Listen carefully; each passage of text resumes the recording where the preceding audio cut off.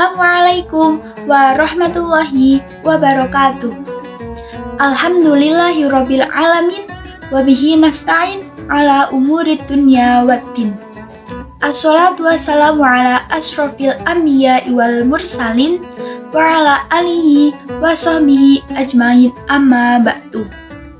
Hadirin yang dirahmati Allah, pertama, marilah kita panjatkan puji syukur kehadirat Allah Subhanahu wa Ta'ala yang telah memberikan rahmat kepada kita semua, sehingga kita masih diberi kenikmatan sampai pada hari ini.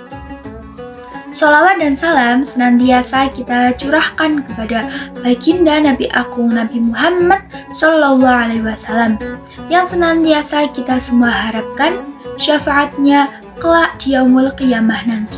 Amin.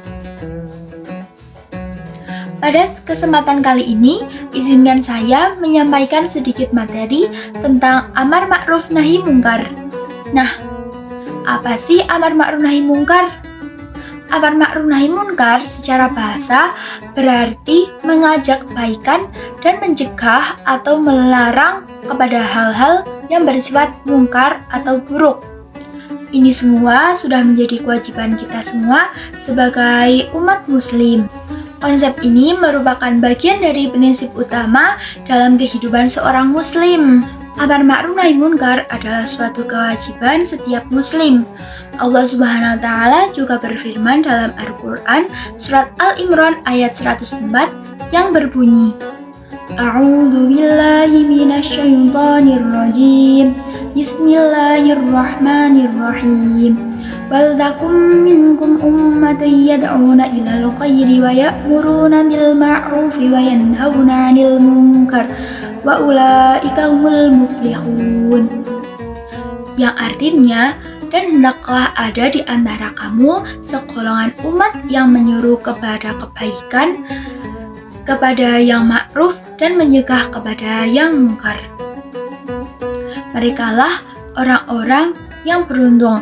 Quran Surat Al-Imran ayat 104. Ayat ini juga menegaskan bahwa menyerukan kebaikan dan mencegah kemungkaran bukanlah tugas segelintir orang saja, melainkan kewajiban setiap muslim sesuai dengan kemampuannya. Orang-orang yang menjalankan perintah ini akan mendapatkan keberuntungan dari Allah, dan sebaliknya orang-orang yang tidak melakukan ini akan mendapat ketidakberuntungan dari Allah Subhanahu wa Ta'ala. Allah Subhanahu wa Ta'ala juga berfirman dalam ayat lain dalam Quran surat Al-Imran ayat 110 yang berbunyi, A'udzu billahi minasyaitonir rajim. Bismillahirrahmanirrahim. Kuntum khairu ummatin ukhrijat lin-nasi ta'muruna bil ma'rufi wa tanhauna 'anil munkari wa tu'minuna billah. Walau amana ahlul kitabi lakana khairan lahum minhumul mu'minuna wa aktsaruhumul fasiqun. Ayat ini berarti kamu adalah umat yang terbaik yang dilahirkan untuk manusia, untuk menyuruh kepada yang ma'ruf dan mencegah dari yang munkar, dan beriman kepada Allah. Al-Quran Surat Al-Imran ayat 110. Dari ayat ini kita dapat mengetahui bahwa keunggulan umat Islam bukan hanya karena keimanannya mereka saja, melainkan juga karena kepedulian mereka terhadap sesama muslim. Makna amar ma'ruf nahi mungkar yang pertama, amar ma'ruf berarti mengajak kepada kebaikan, baik dalam hal ibadah kepada Allah maupun dalam akhlak sehari-hari. Yang kedua, nahi mungkar. Nahi mungkar berarti mencegah kemungkaran, yaitu segala sesuatu yang bertentangan dengan ajaran atau syariat Islam, seperti kemaksiatan, kebodohan, ketidakadilan, dan berbagai perbuatan yang merusak moral serta kehidupan sosial umat beragama Islam. Sebagai seorang muslim, kita juga tidak boleh hanya tinggal diam saja ketika melihat sebuah kemungkaran. Nabi Muhammad SAW juga bersabda dalam sebuah hadis, Man Abi Sa'id al-Khudri radhiyallahu anhu qala sami'tu Rasulullah sallallahu alaihi wasallam yaqulu man ra'a minkum munkara falyughayyirhu biyadihi fa illam yastati fa bilisanihi fa illam yastati fa biqalbihi wa dzalika ad'aful iman. Yang artinya, barang siapa di antara kalian melihat kemungkaran, maka hendaklah ia mengubahnya dengan tangannya atau kekuasaannya. Jika tidak mampu, maka dengan lisannya. Dan jika tidak mampu lagi, maka menggunakan hatinya atau membenci dalam hati. Dan itu adalah selemah-lemahnya iman. Hadis riwayat Muslim. Dari hadis ini, kita dapat memahami bahwa ada 3 tingkatan dalam menegakkan amar ma'ruf dan nahi mungkar. Yang pertama, dengan tangan, yakni dengan kekuasaan atau tindakan nyata. Ini adalah tugas para pemimpin, orang tua, dalam keluarga, guru di sekolahan, dan siapa saja yang memiliki wewenang.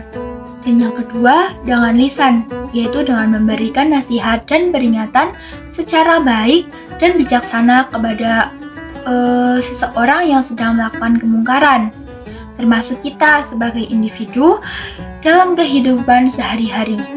Dan yang ketiga, yakni dengan hati, yaitu dengan membenci kemungkaran itu dan tidak ikut serta dalam perbuatan buruk itu. Ini adalah langkah terakhir bagi mereka yang tidak memiliki kekuatan atau bisa dikatakan imannya masih lemah. Dan cara menjalankan amar ma'ruf nahi munkar sendiri, kita harus menggunakan cara yang baik dan bijaksana, yang hikmah, dan menggunakan cara mau'idhah hasanah. Seperti hanya kan kita mau amar ma'ruf, mau mengajak kebaikan, maka gunakanlah cara yang baik. Kita mau nahi mungkar, mencegah kemungkaran, maka gunakan juga cara yang baik, agar kita juga diterima dengan baik dan tidak menimbulkan kemasalahan. Kita harus memahami kondisi orang yang kita ajak bicara atau kita nasihati. Kita harus sopan, tidak menyinggung perasaannya, dan kita harus mengerti bagaimana keadaannya. Jangan menyampaikan kebenaran dengan cara yang kasar, karena bisa jadi malah menjauhkan orang itu dari kebaikannya. Dan yang kedua, memberikan nasihat dengan cara yang baik. Sampaikanlah ajakan-ajakan kita dengan cara yang menyenangkan, bukan dengan ancaman ataupun dengan cara kekerasan. Kita juga bisa loh dengan cara kita memberikan contoh kepada mereka.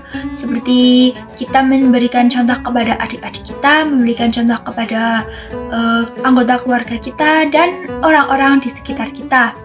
Nah, jika pada suatu ketika terjadi perdebatan pada saat kita menyampaikan amar ma'ruf nahi munkar, maka kita harus menjelaskan, kita harus memberikan penjelasan yang lembut dan baik. Jangan menghakimi atau menyalahkan tanpa memberikan solusi yang jelas. Nah, pentingnya amar ma'ruf dan nahi munkar dalam masyarakat.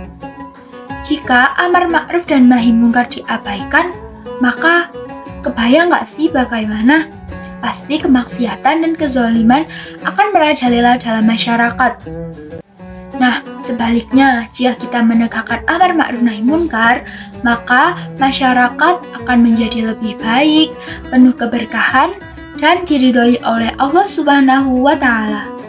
Namun, sebagai Muslim, kita harus berani menjalankan perintah-perintah Allah.